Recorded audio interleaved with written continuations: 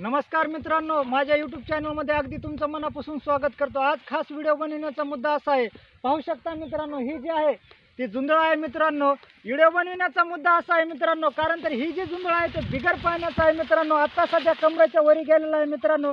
तुमच्यापर्यंत माहिती देण्याचं कारण असं आहे मित्रांनो, कारण तर जेवढी लवकर आपण रबी पेरतात तितका फायद्यामध्ये राहतो मित्रांनो। कारण तर ही रबी पेरून पुन्हा पाऊस पडला होता मित्रांनो, त्याकरता मी माहिती देत आहे।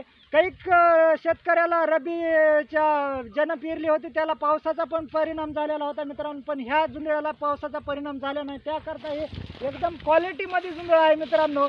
आणि ज्या कोरडभूमीच्या शेतकऱ्याला झुंधळा जर पेरायचा असेल त्यांनी सोयाबीन काढल्या लवकरात लवकर झुंधळा पेरला पाहिजे मित्रांनो। आणि लवकरच कसल्या पण रानाला पेरू द्या मित्रांनो। माझ्या माहितीसह सांगतो, झुंधळा निसवायच्या तर पोझिशनला 100% येतो। जय हिंद, जय महाराष्ट्र।